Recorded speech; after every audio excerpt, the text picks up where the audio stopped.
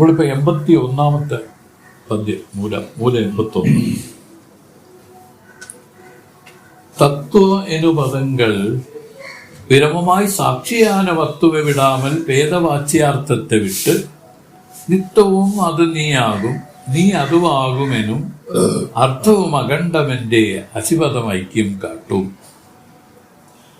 തത്വമെന്നു പദങ്ങൾ വിരമമായി സാക്ഷിയാന വസ്തുവ വിടാമൽ ഭേദവാച്യാർത്ഥത്തെ വിട്ട് നിത്യവും അത് നീയാകും നീ അതുവാകുമെനും അർത്ഥവും അഖണ്ഡമെന്റെ അസിപദം ഐക്യം കാട്ടും. ഇപ്പോൾ പറഞ്ഞു 90 തൽപദങ്ങളുടെ കാര്യകാര്യങ്ങൾ നമ്മൾ പറഞ്ഞു കഴിഞ്ഞ പ്രാവശ്യം. ഇനിയിപ്പോ ഈ അസിപദത്തെ പറ്റി പറയുക.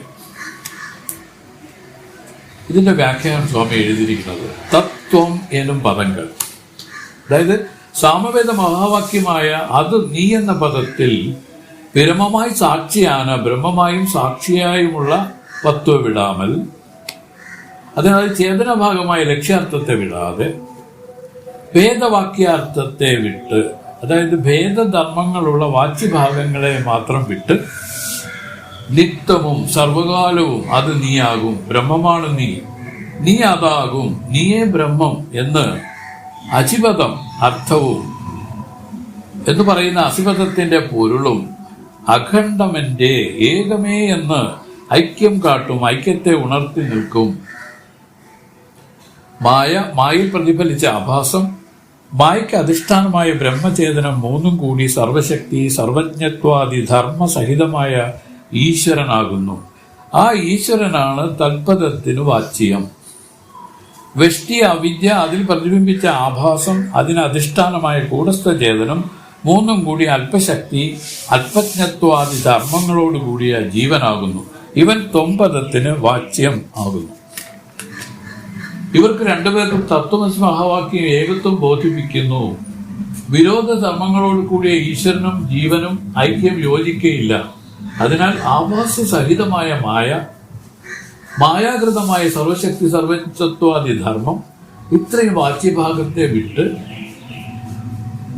ചേതനഭാഗത്തിൽ തൽപദത്തിന്റെ ഭാഗത്യാഗ ലക്ഷണ അപ്രകാരം തന്നെ ആഭാസ സഹിത അവിദ്യയിൽ തോന്നുന്ന അല്പശക്തി അല്പജ്ഞത്വാദി ധർമ്മമായ ത്വംപദത്തിന്റെ വാച്യഭാഗത്തെ വിട്ട് ചേതനഭാഗത്തിൽ ത്വംപദത്തിന്റെ ഭാഗത്യാഗ ലക്ഷണ. ഇപ്രകാരം ഭാഗത്യാഗ ലക്ഷണയാൽ ഈശ്വരനും ജീവനുമായ രണ്ടു പേരുടെയും സ്വരൂപത്തിൽ ലക്ഷ്യമായ ചേതനഭാഗങ്ങളിൽ ഐക്യം സംഭവിക്കുന്നതിനെ തത്വമസി മഹാവാക്യം ബോധിപ്പിക്കുന്നു. ഇതാണ്. അതേ പ്രകാരം തന്നെ അയമാത്മാ ബ്രഹ്മം എന്ന മഹാവാക്യത്തിൽ ആത്മപദത്തിന് ജീവനും ബ്രഹ്മപദത്തിന് ഈശ്വരനും വാച്യം.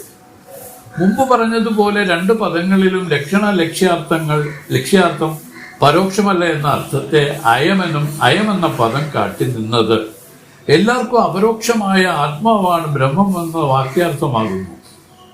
അഹം ബ്രഹ്മാസ്മി എന്ന മഹാവാക്യത്തിൽ അഹം പദത്തിന് ജീവനും ബ്രഹ്മപദത്തിന് ഈശ്വരനും വാച്യം.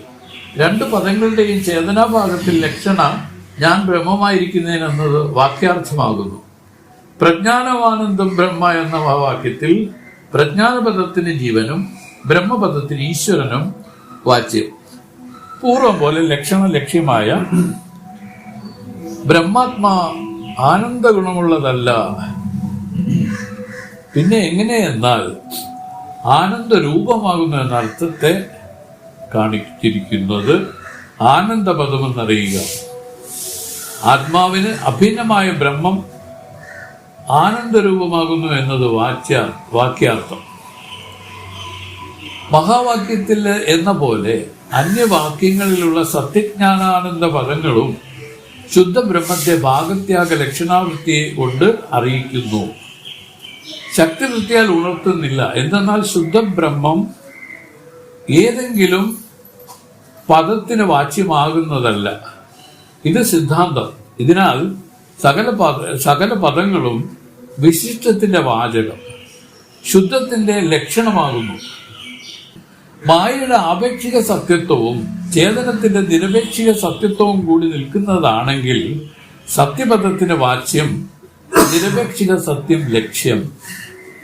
ബുദ്ധിവൃത്തി രൂപ ജ്ഞാനവും സ്വയം പ്രകാശ ജ്ഞാനവും കൂടി നിൽക്കുകയാണെങ്കിൽ ജ്ഞാനപദത്തിന് വാച്യം സ്വയം പ്രകാശ ഭാഗം ലക്ഷ്യം.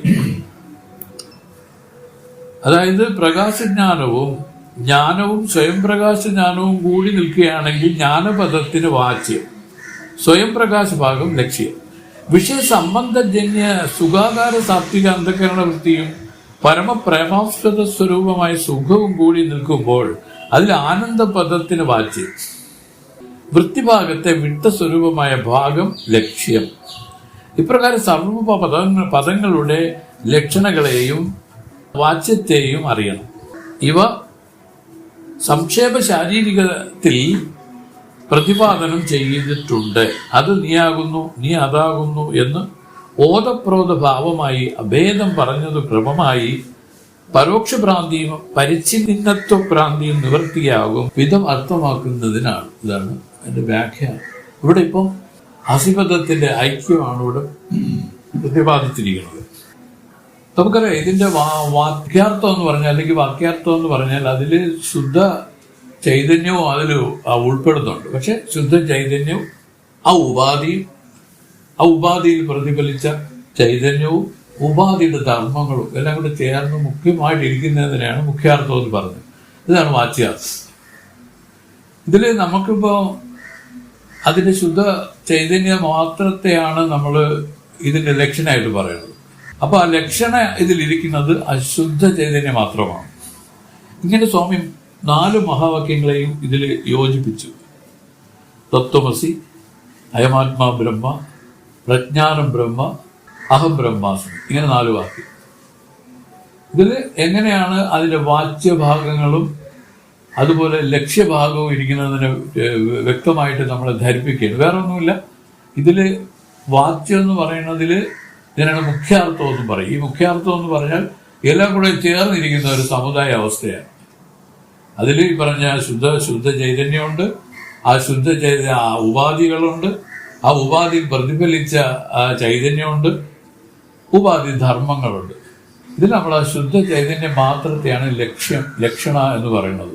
നേരത്തെ നമ്മൾ 9 തൽപദങ്ങളുടെ കാര്യങ്ങളെ പ്രതിപാദിച്ച വേളയിൽ പറഞ്ഞു, ഇത് ഈ ജീവന്റെ വിട്ടലക്ഷണം കൊണ്ട് ജീവന്റെ ഉപാധിയെ നേതി ചെയ്ത് അതിന്റെ അവധിയിൽ പ്രകാശിച്ച കൂടസ്ഥ ചൈതന്യവും, അതുപോലെ വിടാത്ത ലക്ഷണം കൊണ്ട് ഈശ്വരോപാധികളെ നേതി ചെയ്ത് അതിന്റെ അവധിയിൽ പ്രകാശിച്ച ബ്രഹ്മചൈതന്യവും ഇവർ തങ്ങളിലുള്ള സമാനാധികരണ സംബന്ധത്തെയാണ് ആദ്യം ഇവിടെ പറഞ്ഞു തന്നത്. ഇത് സമാനാധികരണ സംബന്ധമാണ്. അതേസമയം മുഖ്യമായിട്ടിരിക്കുന്നതിൽ തങ്ങളിൽ എങ്ങനെ യോജിപ്പിക്കാമെന്ന് ചോദിച്ചാൽ ബാധ സമാനാധികരണ സംബന്ധത്തിലാണ്. അതാണ് അവരുടെ ടെക്നിക്കൽ ടേമാണ്. അതായത് ബാധ എന്ന് പറഞ്ഞാൽ ഇതിന്റെ ജഡഭാഗങ്ങളെ ബാധിച്ചിട്ട് ആ ചൈതന്യാംശത്തെ മാത്രം നോക്കിയാൽ ഈശ്വരന്റെയും ജീവന്റെയും ലക്ഷ്യമായിരിക്കുന്ന പൊരുൾ ഒന്ന് തന്നെ കാണാം. അതാണ് കൂടസ്ഥനായിട്ട് ബ്രഹ്മമായിട്ട് വരുന്നത്. പിന്നെ കൂടസ്ഥം എന്ന് പറഞ്ഞപ്പോൾ അതെന്താണ് വ്യത്യാസം എന്ന് ചോദിച്ചാൽ പറഞ്ഞു, ശരീര അളവിൽ ഇതിന് ഒരാൾക്ക് 90 ലക്ഷ്യമായി വരുമ്പോൾ ഈ കൂടസ്ഥനെയാണ് അവര് സാക്ഷാത്കരിക്കുന്നത്. ആദ്യം ആ കൂടസ്ഥ അനുഭവമാണ് ഉണ്ടാകുന്നത്. അത് കഴിഞ്ഞ് പിന്നീട് എന്താ സംഭവിക്കുന്നത് ചോദിച്ചാൽ അവർ പറയുന്നു, ഈ അവിടെ ആ സമാധി നിലയിൽ അങ്ങനെ നിൽക്കാൻ പറ്റില്ല. കാരണം ഈ പ്രാരബ്ധ ശരീരം ഇരിക്കുന്നത് കൊണ്ട് ഈ സമാധി അഴിഞ്ഞ് നേരെ വന്ന് വീണ്ടും ഇവർ വ്യവഹാര തലത്തിലേക്ക് വരും. പക്ഷെ വ്യവഹാര തലത്തിലേക്ക് വന്നാലും അവർ പറയുന്നു മുൻപ് പോലെയുള്ള വ്യവഹാരം അവർക്കില്ല. വ്യവഹാരം ആവുന്നത് എപ്പോഴാണ് കൃഷ്ണ? കർമ്മം ചെയ്യുന്നതുകൊണ്ടല്ല വ്യവഹാരം, മനസ്സ് പ്രവർത്തിക്കുന്നുണ്ട്. മനസ്സ് എങ്ങനെ പ്രവർത്തിക്കും? മുൻവിധിയോടുകൂടി മനസ്സ് പ്രവർത്തിക്കുന്നതിനെയാണ് കർമ്മം എന്ന് പറയുന്നത്. മുൻവിധി, അതായത് എനിക്ക് ഇങ്ങനെ കിട്ടണം, ഈ കർമ്മം ചെയ്താൽ ഇങ്ങനെ ഇതിന് ഫലമായിട്ട് ഇന്നത് കിട്ടണം എന്നുള്ള രൂപത്തിൽ നമ്മൾ കർമ്മം ചെയ്യുകയാണെങ്കിൽ ഒരു പക്ഷേ കിട്ടാം, അല്ലെങ്കിൽ കിട്ടാതിരിക്കാം. കിട്ടിയാൽ സന്തോഷം, അതാണ് ഒരു മനോവൃത്തിയാണ്. അത് കിട്ടിയില്ലെങ്കിൽ ദുഃഖം, അത് വേറൊരു മനോവൃത്തിയാണ്. ഈ 2 മനോവൃത്തികളും ഇതിൽ കടക്കാതെ ഇരിക്കുന്നതിന് എന്ത് വേണമെന്നാണ് നമ്മൾ വിവേകികൾ ആലോചിക്കേണ്ടത്. അതായത് കർമ്മം ചെയ്യുക. അർജുനനോടും ഭഗവാൻ കൃഷ്ണൻ പറഞ്ഞത് നീ നിന്റെ കർമ്മങ്ങളെ ചെയ്യും. അപ്പൊ അർജുനൻ ആദ്യം തോന്നി ഇവരെല്ലാം കൊന്ന് തള്ളണ്ടേ, അതിപ്പോ ഞാന് കൊല്ലുന്നു എന്നുള്ള രൂപത്തിൽ ഞാൻ കൊല്ലുന്നവനായിട്ട് പാവമൊക്കെ ഏറ്റുവാങ്ങേണ്ടി വരില്ല എന്ന് തോന്നി. അപ്പൊ ഭഗവാൻ പറഞ്ഞ മറുപടി, ഞാൻ ഇവരെല്ലാം എന്നെ കൊന്നു നിർത്തിയിരിക്കുന്നതാണ്. മനസ്സിലായോ? നീ ഒരു ഒരു ഒരു നിമിത്തമായിട്ട് ഇങ്ങനെയൊക്കെ കാണിച്ചാൽ മതി, എല്ലാം ഞാൻ തന്നെയാണ് ചെയ്തു വെച്ചിരിക്കുന്നത് എന്ന് പറഞ്ഞപ്പോൾ അതിൽ നിന്ന് നമുക്ക് മനസ്സിലായി. കാരണം ഇതെല്ലാം ഈശ്വരപരമായ രൂപത്തിൽ തന്നെ നടന്നു കഴിഞ്ഞിരിക്കുന്നു. പിന്നെ നമ്മളെല്ലാം അതിൽ ഒരു ഇതുപോലെ കാണിക്കുന്നു മാത്രമേ ഉള്ളൂ. പക്ഷെ അതുകൊണ്ടുള്ള ഗുണം എന്താണെന്ന് ചോദിച്ചാൽ, നിഷ്കാമ്യമായിട്ട് ഇതിൽ കർമ്മം ചെയ്ത് അന്ധക്കരണ ശുദ്ധി ആ ജ്ഞാനത്തിലേക്ക് വരാൻ വേണ്ടി ഒരു വഴി തുറന്നു വിട്ടിരിക്കുക. കർമ്മം ചെയ്യാതിരുന്ന എന്താവും? വസ്തുത്തിൽ കർമ്മ തലത്തിലേക്ക് നമ്മുടെ ഈശ്വരൻ ഉണർത്തി നിർത്തിയിരിക്കുകയാണ്. കർമ്മം വിട്ടാൽ ഇയാൾ സുഷുപ്തിക്കും. എപ്പോഴും സുഷുപ്തി കിടന്ന ജീവനാണിത്. ഇപ്പോഴും സമയം കിട്ടാൻ ഒരു ചെറിയ സന്ദർഭം ഉണ്ടാവുകയാണെങ്കിൽ സുഷുപ്തിയിലേക്ക് പോകാനുള്ള ആ ഒരു ടെൻഡൻസി ഉള്ളത്. അതുകൊണ്ടാണ് കർമ്മത്തിലേക്ക് ഉണർത്തിയിരിക്കുന്നത്. പക്ഷെ കർമ്മത്തിലേക്ക് ഉണർത്തി ഇതിൽ ജ്ഞാനം എങ്ങനെ ഉണ്ടാക്കാൻ പറ്റും എന്ന് ചോദിച്ചിട്ട് ഭഗവാൻ തന്നെ കർമ്മയോഗത്തെ പറഞ്ഞു. കർമ്മയോഗം എന്ന് പറഞ്ഞാൽ എന്താണ്? കർമ്മം ചെയ്ത് അസംഗനായിരിക്കുന്ന രൂപത്തിൽ നമ്മൾ വരികയാണെങ്കിൽ ഇതാണ് കർമ്മയോഗം. യോഗം എന്ന് പറയുന്നതിന്റെ അർത്ഥം എന്താണ്? യോഗം എന്ന് എവിടെ പറഞ്ഞാലും ജീവനും പരനുമായിട്ട് ഐക്യം ചെയ്യുന്നതാണ്. ജീവേശ്വര ഐക്യത്തെയാണ് യോഗമായിട്ട് പറഞ്ഞത്. ഈ യോഗം കർമ്മത്തിലൂടെയും നടക്കും, അതുപോലെ ഭക്തിയിലൂടെയും നടക്കും, അതുപോലെ ജ്ഞാനത്തിലും നടക്കും. അവർ പറഞ്ഞു ഇതിൽ മൂന്ന് വ്യത്യാസമായിട്ട് അവർ പറഞ്ഞു. വേറെ ഒന്നുമില്ല, കർമ്മത്തിലൂടെ ഈ ചിത്തശുദ്ധിയായി യോഗം നടന്നാലും അതിൽ പിന്നെ ജ്ഞാനോപദേശം വന്ന് ഇയാള് ആ മുക്തനാവണം. അതിനുവേണ്ടി ചില പ്രക്രിയകളുണ്ട്. അതുകൊണ്ട് കർമ്മത്തില് ഈശ്വരൻ തന്നെയാണ് നമ്മളെ പ്രേരിപ്പിച്ച് അയച്ചിരിക്കുന്നത്. പക്ഷെ നമുക്ക് കർമ്മം ചെയ്യാൻ അറിഞ്ഞൂടാ. ഞാൻ ചെയ്യുന്നു എന്നുള്ള അഭാവത്തിലാണ് നമ്മൾ ഈ കർമ്മം ചെയ്യുന്നത്. യഥാർത്ഥത്തിൽ ഇതെല്ലാം ഈശ്വരൻ തന്നെ നിർവഹിച്ച് നിർത്തിയിരിക്കുക. ഈശ്വരൻ നിർവഹിച്ചതിന് ശേഷം പേരിന് വേണ്ടി ജീവൻ അതിൽ ആക്ട് ചെയ്യുന്നതാണ്. വാസ്തവത്തിൽ ജീവനല്ല ഇതിന്റെ കാരണവും കാര്യവുമായിരിക്കുന്നത് ഈശ്വരൻ തന്നെ. ഇത് തിരിച്ചറിയാതെ ഞാൻ ചെയ്തു, എനിക്കത് പറ്റിയില്ല, ഞാൻ ചെയ്തു എന്ന് പറഞ്ഞാൽ അഹങ്കാരത്തോടു കൂടി പറയുന്നതാണ്. ഞാൻ ആളാരാണെന്നുള്ള ഭാവമാണ്. അപ്പൊ ഈ ഭാവങ്ങള് ഇതില് വളർത്തി വരാതെ എല്ലാം ആ ഈശ്വരന്റെ കാര്യങ്ങളാണ്, അദ്ദേഹമാണ് ഇതെല്ലാം സൂത്രധാരനായിട്ടിരുന്ന് ചെയ്യണമെന്ന് ധരിച്ചുകൊണ്ട് ഈ കർമ്മങ്ങളെ ചെയ്ത് വരികയാണെങ്കിൽ അവർ പറയുന്നു കർമ്മയോഗം ഉണ്ടായി. കർമ്മയോഗം എന്ന് വെച്ചാൽ കർമ്മത്തിലൂടെ തന്നെ അയാൾക്ക് ആ ജ്ഞാനസിദ്ധി വരികയാണ്. പക്ഷെ അത് നിലനിൽക്കൂല. അതിന് വീണ്ടും ജ്ഞാനോപദേശങ്ങൾ ചെയ്തു വരേണ്ട ഒരു സന്ദർഭം. അതൊക്കെ പിന്നീട് അർജുനൻ ജ്ഞാനോപദേശം ചെയ്യുന്നത് കാണാം, അല്ലെ? 18ാം അധ്യായത്തിൽ എന്താണ് മുൻസ്വാമി? സർവകർമാൻ പരിത്യജ്യ മാമേകം ശരണം പ്രജ എന്ന് പറഞ്ഞ് ജ്ഞാനോപദേശം ചെയ്യാൻ തുടങ്ങി. അത് വരയ്ക്കും അർജുനനെ ഓരോന്ന് പ്രേരിപ്പിച്ച് ചെയ്യിപ്പിക്കാൻ, നീ അങ്ങനെ ചെയ്യും. അപ്പൊ അദ്ദേഹത്തിന്റെ സംശയം, ഞാനിങ്ങനെ ചെയ്താൽ എന്റെ സഹോദരങ്ങളെ എനിക്ക് കൊല്ലേണ്ടി വരില്ലേ? അപ്പൊ അങ്ങനെ വരുമ്പോ ഇതിന്റെ പാപഭാരമില്ല, എനിക്ക് ചുമക്കേണ്ടി വരില്ലേ എന്നൊക്കെയുള്ള സംശയങ്ങളായിരിക്കും. അതിനാണ് അദ്ദേഹം പറഞ്ഞത് കർമ്മം നീ ചെയ്യുക, പക്ഷെ നീ അതിൽ മുൻവിധി വെക്കാതെ നിന്റെ ധർമ്മമായിട്ട് അത് ചെയ്യുക. അതിന്റെ ഫലം ഈശ്വരനാണ് തരുന്നത്. അതെങ്ങനെ തരും? നിന്റെ ഭാവത്തിനനുസരിച്ചുള്ള ഫലം തരും. ആ ഭാവം എങ്ങനെയാണ്? ഭാവം എല്ലാം ആ ഈശ്വരനാൽ നടത്തപ്പെടുന്നു. എന്റെ കർമ്മമാണ് ഇതിൽ നടക്കുന്നത്. ഞാനിത് കേവലം ഒരു നിമിത്തം മാത്രമാണ്. ഞാൻ ഒന്നും തന്നെ ചെയ്യുന്നില്ല. വാസ്തവത്തിൽ അങ്ങനെയാണ് നമ്മൾ ഇരിക്കുന്നത്, അല്ലേ കൃഷ്ണ? ഈ ആത്മാവായി താൻ എന്തെങ്കിലും ചെയ്യുന്നുണ്ടോ? യഥാർത്ഥത്തിൽ ആത്മാവ് നിസ്സംഗനായിട്ടും നിഷ്ക്രിയനായിട്ടും ഇരിക്കുകയാണ്. ആ നിഷ്ക്രിയത്വവും ആ നിസ്സംഗതയും നമുക്ക് തോന്നാതിരിക്കാൻ കാരണം എന്താണ്? ഞാൻ എന്നുള്ള ഭാവമാണ്. ഞാനാണ് ഇതെല്ലാം ചെയ്യുന്നതെന്നുള്ള ഒരു ഭാവമാണ്. അത് അഹങ്കാരം. ഈ അഹങ്കാരത്തിനാണ് ഇവിടെ മാറ്റി നിർത്താൻ പറഞ്ഞത്. മാറ്റി നിർത്തിയിട്ട് നീ നോക്ക്, ആ കർമ്മയോഗ സിദ്ധി നിനക്കുണ്ടായത്. അദ്ദേഹം പറയുന്നു, ശ്രീകൃഷ്ണൻ തന്നെ പറയുന്നു, നിനക്ക് ഇതിനെ പറ്റിയുള്ള എല്ലാ പരിജ്ഞാനങ്ങളും നിനക്കുണ്ടാവും. സത്യം പറഞ്ഞാൽ ഇത് ആരും പഠിപ്പിക്കേണ്ട കാര്യങ്ങളല്ല, പഠിപ്പിക്കുക.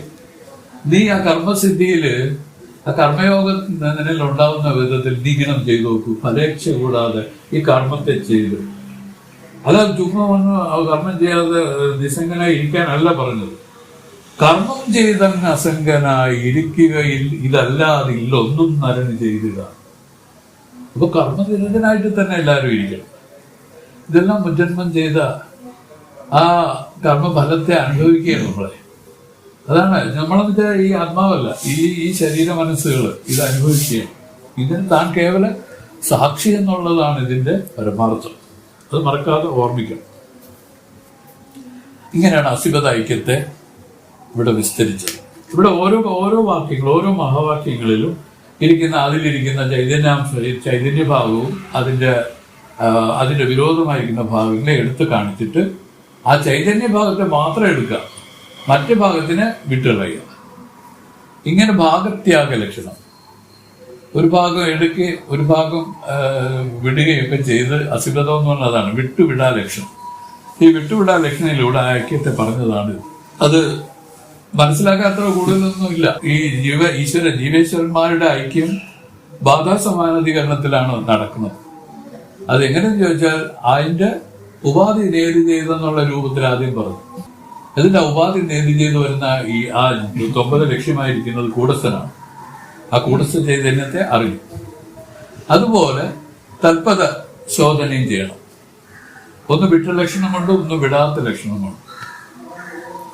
വിടാത്ത ലക്ഷണം എന്ന് പറഞ്ഞാൽ ഇതാണ്. അതിന് ഉദാഹരണം പറഞ്ഞത് ചുവപ്പ് ഓടുന്നു, കറുപ്പ് നിൽക്കുന്നു എന്നൊക്കെ പറഞ്ഞത്. വാസ്തവത്തിൽ ചുവപ്പെന്നും കറുപ്പെന്നും പറയുന്ന നിറങ്ങളാണ്. ആ നിറങ്ങൾക്ക് താനെ ഓടാൻ നിൽക്കാനൊന്നും പറ്റില്ല. അത് കുതിര, ചുവപ്പ് കുതിരയിലും ചുവപ്പ് വെളുപ്പ് പശുവിനൊക്കെ അത് ചേരും. അതുകൊണ്ട് പറഞ്ഞു ചുവന്ന പശുവാണ് ഓടുന്നത്. അപ്പൊ അത് വിടാതെ, ഈ ചുവപ്പെന്നുള്ളതിനെ വിടാതെ തന്നെ അതിൽ പശു എന്ന് പറയുന്ന അതിന്റെ ഇതിൽ ചേർക്കുകയാണ്. ഇതാണ് വിടാത്ത ലക്ഷണം. പിന്നെ ഈ വിട്ടുവിടാ ലക്ഷണം, അതാണ് അസിബദ്ധത്തിൽ ഇവിടെ ചൂണ്ടിക്കാണിച്ചത്. കുറച്ച് ചിന്തിച്ചൊക്കെ വന്നാലേ ഇത് ബോധ്യമാവുള്ളൂ. ഇതിന്റെ താല്പര്യങ്ങളെല്ലാം ഇത് അതീവ ഗൂഢമായ ഒരു കാര്യമാണ്. ഇത് തത്വമസി ഒരു പറയുന്നത് വളരെ രഹസ്യമായി വെച്ചിരിക്കുകയാണ്. അങ്ങനെ ഇത് എക്സ്പ്ലോർ ചെയ്യേണ്ടതാണ്. അങ്ങനെ ചെയ്യുകയാണെങ്കിൽ അതിന് നല്ല അധികാരികളായിട്ടുള്ള ആളുകൾക്ക് ഇത് പറഞ്ഞു കൊടുക്കാവൂ. കാര്യം എന്ന് വെച്ചാൽ അവര് അല്ലെങ്കിൽ എന്ത് വിചാരിക്കും, തത്വമസി ഞാൻ കേട്ടിട്ടുണ്ടല്ലോ, ഇതിനെപ്പറ്റിയൊക്കെ ഞാൻ വായിച്ചിട്ടുള്ളൂ എന്ന് പറഞ്ഞ് അതില് അവർക്ക് ആ മുൻവിധി അതിൽ വരും. അപ്പൊ അതിന്റെ ഫലം അവർക്ക് സിദ്ധിക്കില്ല. എത്ര ഇതാണ് പറഞ്ഞു നിർത്തിയത്. ഇവിടെ അവസാനം പറഞ്ഞു മഹാവാക്യത്തിൽ എന്ന പോലെ. ഇത് നേരത്തെ മഹാവാക്യങ്ങൾ പറഞ്ഞു. ഏതൊക്കെയാണ്? ആ തത്വമസി പറഞ്ഞു. അത് കഴിഞ്ഞിട്ട് അഹം ബ്രഹ്മാസ്മി, അയമാത്മാ ബ്രഹ്മ, പ്രജ്ഞാനം ബ്രഹ്മ. ഇതാണ് മഹാവാക്യം. ഈ മഹാവാക്യത്തിൽ എന്ന പോലെ അന്യവാക്യങ്ങളിലുള്ള സത്യജ്ഞാനാനന്ദ പദങ്ങളും ശുദ്ധബ്രഹ്മത്തെ ഭാഗത്യാഗ ലക്ഷണാവൃത്തിയെ കൊണ്ട് അറിയിക്കുന്നു. ശക്തിവൃത്തിയാൽ ഉണർത്തുന്നില്ല. ശക്തിവൃത്തി എന്ന് പറയുന്നത് ഇതിനാണ് ശക്തിവൃത്തി, ലക്ഷണാവൃത്തി. നമ്മൾ ശക്തിവൃത്തിയിലാണ് ഇതെല്ലാം അറിഞ്ഞുകൊണ്ടിരിക്കുന്നത്. ഇതാണ് ശക്തിവൃത്തി. പക്ഷെ വേദത്തിന്റെ താല്പര്യത്തെ, ലക്ഷ്യത്തെ അറിയുന്നത് ലക്ഷണാവൃത്തിയുള്ളതാണ്. അത് മനസ്സിലാക്കുക. പറഞ്ഞു സത്യജ്ഞാനാനന്ദ പദങ്ങളും ശുദ്ധബ്രഹ്മത്തെ ഭാഗത്യാഗ ലക്ഷണാവൃത്തി കൊണ്ട് അറിയിക്കുന്നു. ശക്തിവൃത്തിയാൽ ഉണർത്തുന്നില്ല. എന്തെന്നാൽ ശുദ്ധബ്രഹ്മം ഏതെങ്കിലും പദത്തിന് വാച്യമാകുന്നതല്ല. ഇത് സിദ്ധാന്തം. ബ്രഹ്മം ഒരു പദത്തിനും വാച്യമാവില്ല. ബ്രഹ്മം പറഞ്ഞാൽ അതിന്റെ ലക്ഷ്യമായിട്ടിരിക്കും. ലക്ഷ്യമായിട്ടാണ് ഇരിക്കുന്നത്. ഇവിടെ തൊമ്പതത്തിന്റെ ലക്ഷ്യമായിട്ട് പറഞ്ഞപ്പം അത് വിട്ട ലക്ഷണം, അതിന്റെ ഉപാധികളെ എല്ലാം എടുത്തു കളഞ്ഞിട്ട് അതിന്റെ അവധിയില് സവികല്പ സമാധി നിലനിന്നാൽ അവർ പറയുന്ന നിർവികല്പ സമാധി ഇതിന്റെ ഫലമായി വരും. ഇതാണ് ഇവിടെ പറഞ്ഞ അശുദ്ധ ചൈതന്യമാത്രം. അത് കഴിഞ്ഞിട്ട് ഈശ്വരപദം പറഞ്ഞപ്പോ അവർ പറഞ്ഞു നേരത്തെ നമ്മൾ ചെയ്തു വെച്ചിരിക്കുന്നത് വിടണ്ട. കാരണം നമ്മൾ ആ 9 ലക്ഷ്യമായി വരാനായിട്ട് വിട്ട ലക്ഷണത്തിലൂടെ വന്നില്ലേ, അതൊന്നും എടുത്തു കളയണ്ട. അത് അങ്ങനെ തന്നെ നിന്ന് ആ തൽപത ശോധനയും ഇതിൽ ചെയ്യണം. തല്ലും തൊമ്മുമായിട്ടുള്ള വ്യത്യാസം എന്ന് പറഞ്ഞാൽ ഒന്ന് വന്നിട്ട് അവിദ്യയും അതിൽ പ്രതിഫലിച്ച ശുദ്ധ ചൈതന്യവും അവിദ്യയുടെ ധർമ്മങ്ങളും ഇങ്ങനെ എല്ലാം കൂടെ ചേർന്ന് മുഖ്യാർത്ഥത്തിലാണ് അത് പറഞ്ഞത്. അതിൽ ശുദ്ധമായിട്ട് അതിന്റെ ലക്ഷ്യഭാഗം ഏതാണ്? ശുദ്ധചൈതന്യം, കുടസ്ഥൽ. അതുപോലെ ഇതിൽ വിദ്യയാണ്. വിദ്യ എന്ന് പറയുമ്പോൾ സർവശക്തി, സർവസ്ഥിതി, സർവസംഹാരം എന്നുള്ള ഗുണങ്ങളാണ്, കല്യാണ ഗുണങ്ങളാണ് അതിന്റെ ആ വിദ്യയുടെ ഇതായിട്ടിരിക്കുന്നത്, വാച്യമായിട്ടിരിക്കുന്നത്. പക്ഷെ വിദ്യയുടെ വാച്യമായിരിക്കുന്ന ഈ ഭാഗങ്ങളെ വിടണ്ടെന്ന് പറയുകയാണ് ചെയ്തിരിക്കുന്നത്. കാരണം അത് വിടണ്ട. കാരണം ആ ഒരു സ്വഭാവം, അതാണ് സത്വഗുണത്തിന്റെ സ്വഭാവങ്ങളാണ്. ഒരു ഉപകാരം ചെയ്യുക, ആർക്കെങ്കിലും ഉപകാരങ്ങൾ ചെയ്യുക, ഇങ്ങനെ ഉള്ള കാര്യങ്ങൾ ആരും വിടണ്ട. ഒരു ജ്ഞാനി വിട്ടതായി കണ്ടിട്ടില്ല. ആശ്രമത്തിലൊക്കെ മഹാജ്ഞാനികൾ ഇരുന്ന കാലങ്ങളെ ഒന്ന് ഓർമ്മിക്കാമെങ്കിൽ ഗുരുദേവൻ തന്നെ അവിടെ ഇരുന്നു. നമ്മുടെ ശ്രീരാമാനന്ദ ഗുരുദേവൻ വരുന്നവർക്കൊക്കെ ഭക്ഷണം കൊടുത്തു. ഞാൻ ജ്ഞാനിയാണ്, ഇതിന്റെ ആവശ്യമില്ലെന്ന് പറഞ്ഞില്ല. അവര് എന്താണ് അതിന്റെ ആ ഭാഗങ്ങൾ, അതായത് ഈശ്വര ഭാവത്തിലേക്ക് വന്നപ്പോൾ ഈശ്വരന്റെ വാച്യമായിരുന്ന ഈ സർവജ്ഞത്വാദി കല്യാണ ഗുണങ്ങളെ വിടാതെയാണ്. അതുകൊണ്ടാണ് ജ്ഞാനികൾ ഉണ്ടായത്. ഒരാൾക്ക് ജീവൻ മുക്തി നില വന്നാൽ സ്വാഭാവികമായിട്ട് ശരീരം പോയില്ലെങ്കിൽ അവർ ഈശ്വരത്വ നിലയിലേക്ക് മാറി എന്നാണ് അർത്ഥം. ജീവനിലയിൽ നിന്ന് ഈശ്വര നിലയിലേക്ക് മാറി. ഈശ്വര നിലയും ഇതിന് വികാരം തന്നെയാണ് പരിധി. പക്ഷെ എങ്കിലും അവർ പറയണു അത് വിടണ്ടെന്ന്. നാരായണ ഗുരുദേവനോട് സ്വാമി സഗുണഭക്തി വിടാനല്ലേ സ്വാമി പറഞ്ഞത്? പിന്നെ എന്തൊരു സ്വാമി വീണ്ടും സ്വാമി ഈ ക്ഷേത്രങ്ങൾ പ്രതിഷ്ഠിക്കുന്നു, അത് പ്രതിഷ്ഠിക്കുന്നു, അതൊക്കെ എന്തിനു സ്വാമി ചോദിച്ചപ്പോ അതേ പറഞ്ഞു, നിർഗുണ ഭക്തിയിലേക്ക് വരാൻ ആർക്ക് സാധിക്കും? അങ്ങനെ കഴിവുള്ള ഏതെങ്കിലും ഒരാൾ ഈ ലോകത്ത് ജനിച്ചിട്ടുണ്ടോ ഇതുവരെ? ശ്രീകൃഷ്ണ ഭഗവാനാവും അവരൊക്കെയാണല്ലോ പരമപുരുഷന്മാരായിട്ട് നമ്മൾ പറയുന്നത്. ശ്രീരാമൻ, ശ്രീകൃഷ്ണൻ, ഇവർക്കെല്ലാം ഗുരുക്കന്മാർ വന്നില്ലേ? സ്വയമായിട്ട് ഇങ്ങനെ അവർ പറയുന്ന ഉരയാമല അറിയ വല്ല ചതുരനുണ്ടോ പറഞ്ഞു കൊടുക്കാതെ ആർക്കും ഈ ഭാഗം വിളങ്ങുള്ളതാണ്. ഇപ്പൊ നമ്മൾ പറഞ്ഞു തന്നെ എന്താണ്? ഈശ്വര ഗുണങ്ങളായിട്ട് പറയുന്ന ഏതായാലും സത്വഗുണം, ഈ ഗുണത്തെ വിടേണ്ടതാണ്. ഇതിനെയാണ് പറഞ്ഞത് സഗുണമായിട്ട് നിൽക്കാം. എന്നിട്ട് പിന്നെ എങ്ങനെ സ്വാമി അതിൽ ദുർഗുണം സംഭവിക്കുമെന്ന് ചോദിച്ചപ്പോൾ സിദ്ധാന്ത സ്വാമി അതിനെപ്പറ്റി പറഞ്ഞിട്ടുണ്ട്. സ്വാമി പറഞ്ഞു, ഭാവത്തിൻ പരകോടിയിൽ സ്വയം അഭാവത്തിൻ സ്വഭാവമാമേ. ഈ ഭാവത്തിന്റെ പരമകാഷ്ഠം കൊണ്ട നിർഗുണമാണ് സ്വാമി. അപ്പൊ അതുകൊണ്ട് നിർഗുണത്തിലേക്ക് ആർക്കും പോകാൻ പറ്റില്ല. കാരണം മനസ്സിരിക്കല്ലേ, മനസ്സ് 3 ഗുണങ്ങളും സ്വീകരിക്കും. ഇതിങ്ങനെ മാറി നിൽക്കും. അതിൽ സത്വഗുണത്തെ വിടരുതെന്ന് വേദം നമുക്ക് പറഞ്ഞു തരയണം. സത്വഗുണത്തെ ഒരിക്കലും വിടരുത്. ഈ സത്വഗുണം വിദേഹമുക്തി പര്യന്തം സൂക്ഷിക്കുന്നവരെയാണ് പരമജ്ഞാനികളായിട്ട് പറഞ്ഞിരിക്കുന്നത്. അവർ ഒരിക്കലും ഒന്നും വിടൂല. അതുകൊണ്ട് മോനെ, നമ്മൾ തിരുപ്പാശ്ശ സ്വാമി നമ്മൾ ഓരോ വിലയിരുത്തുമ്പോൾ അവരുടെ വാക്കുകൾ നമ്മൾ ഓർമ്മിക്കണം. ഗുരുദേവൻ അവർ വരുന്നവർക്കൊക്കെ ചോറ് കൊടുക്കും. എന്നിട്ട് വേണമെങ്കിൽ സ്വല്പസമയം അകത്ത് വിളിച്ച് രാമായണം വായിച്ച് കേൾപ്പിക്കും, ഭാഗവതം വായിച്ച് കേൾപ്പിക്കുകയൊക്കെ ആയിരുന്നു. ഇങ്ങനെ പറഞ്ഞു കേട്ടിട്ടുണ്ട്. അവർക്ക് ജ്ഞാനികൾക്ക് ഇതിന്റെ ആവശ്യമുണ്ടോ? ഇല്ല. പക്ഷേ അവര് ഈശ്വരത്വം വിട്ടിട്ടില്ല. അവര് ഈശ്വരത്വം ആ നിർഗുണഭാവത്തിലേക്ക് നിൽക്കേണ്ടെന്ന് അത് പറഞ്ഞതിന്റെ അർത്ഥം അതാ. ആ സഗുണത്തിൽ തന്നെ നിൽക്കുക. ആ സഗുണം അതിന്റെ പരമകാന്തി നിർഗുണമാവും. അത് എങ്ങനെ നമ്മളായിട്ടാക്കേണ്ട അതിന്റെ സ്വഭാവമാണ്. ഇതാണ് പറഞ്ഞതിന്റെ അർത്ഥം. ഇങ്ങനെ നിന്ന ശരീരം വിടുമ്പോ അവർ പറയുന്നു ആ വിദേഹമുക്തി, അതാണ് പരമമായ മുക്തിയാണ് വിദേഹമുക്തിയായിട്ട് പറയുന്നത്. ഈ ശരീരം കൂടെ പോയാലേ അത് സംഭവിക്കുള്ളൂ. ഈ ശരീര അളവില് ഇവർ പറയുന്നു ആ ഈശ്വരത്വത്തെ വിടരുത്, ആരും വിടരുത്, കാരുണ്യമായിട്ടിരിക്കുക. ആർക്കെങ്കിലും എന്തെങ്കിലും ഇറങ്ങി വരും, മഹത്തുക്കളെല്ലാം ഇറങ്ങി വന്ന് താഴെ വന്നെന്ന് പറയുന്ന അവരെ നിർഗുണഭാവം അവർ വിട്ടതല്ല, അവർ കാരുണ്യമായിട്ട് ഇറങ്ങി വന്നു ശിഷ്യന്മാർക്ക് ഉപദേശിക്കും. കാര്യമെല്ലാം അറിഞ്ഞ് ഇനി ഒന്നിന്റെ ആവശ്യമില്ല. പക്ഷെ ഈ ഒരു ലോകത്തില് ഇങ്ങനെ ഒരു ഉപകാരം അവർ ചെയ്തില്ലായിരുന്നെങ്കിൽ ജ്ഞാനികളെന്നുള്ള ആളുകൾ ഉണ്ടാവില്ല. അതാണ് ഈശ്വരൻ നിലയാണ്. വാസ്തവത്തിൽ അവര് ഈശ്വരൻ തന്നെ എന്ന് വേദങ്ങൾ പറയുന്നുണ്ട്. ഒരു ജ്ഞാനി എന്ന് പറഞ്ഞാൽ പക്ക ഈശ്വരനാണ്, പ്രത്യക്ഷ ഈശ്വരനെയാണ് ജ്ഞാനി എന്ന് പറയുന്നത്. പ്രത്യക്ഷമാണത്. ദേശികൻ മനുഷ്യനെന്ന് ധരിക്കല. ദേശികൻ നമ്മൾ ഉപദേശിക്കുന്ന ഗുരുവിനെയാണ് ദേശികൻ എന്ന് പറയുന്നത്. ഇവരൊരിക്കലും മനുഷ്യൻ എന്ന് വെച്ചാൽ നമ്മൾ ഈ പറയുന്ന സാധാരണ ഒരാളിനെ പോലെ കണക്കാക്കരുതെന്ന് പറഞ്ഞിരിക്കും രാമായണത്തിൽ. ഇതാണ് ഈ പദ്യത്തിന്റെ ഒരു താല്പര്യം. 82. കടനീരിൽ വേഗനീരിൽ കണ്ടവാൻ ഇരണ്ടും പൊയ്യെ കടവാനും പെരിയവാനും കൂടി ഒൻറാം എപ്പോതും ഇടമാന പിരമും സാക്ഷി രണ്ടും എപ്പോതുമേകം തിടമാകെ സ്വാനുഭൂതി ശിവോഹമെന്തിരുത്തിടായി. പറഞ്ഞു തരുന്നത് അതുപോലെ കേൾക്കണമെങ്കിൽ ഒന്നിന്റെ ആവശ്യമില്ല. മനസ്സ് അപ്പൊ തന്നെ നിർവികൽപ്പത്തിലേക്ക് പോയി ജ്ഞാനമുണ്ടാവും.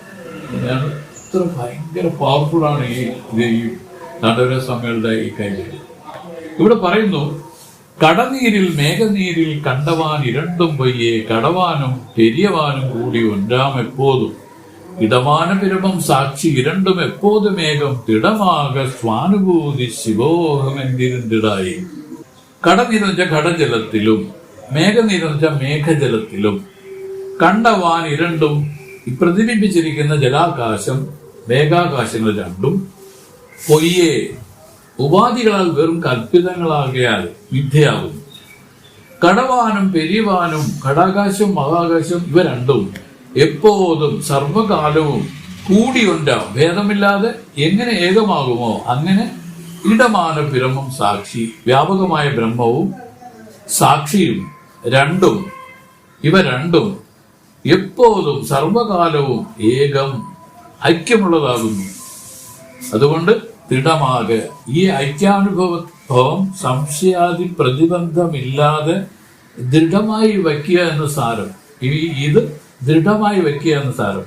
ശിവോഹമെന്റെ ശിവമാണ് ഞാൻ, ഞാനേ ശിവമെന്ന് നിധിധ്യസിച്ച് സ്വാനുഭൂതി നിധിധ്യാസന പരിഭാഗവശത്താൽ ഉണ്ടാകുന്ന അദ്വൈതാവസ്ഥാന രൂപമായ ബ്രഹ്മാനുഭൂതിയിൽ ഇരുന്നിടായി. ഈ ബ്രഹ്മാനുഭൂതിയിൽ ഇരുന്നോളാം. അപ്പൊ ഇതാണ് പറഞ്ഞത്, ദൃഢമാകെ സ്വാനുഭൂതി ശിവോഹമെന്റെ ഇരുന്നിടായി.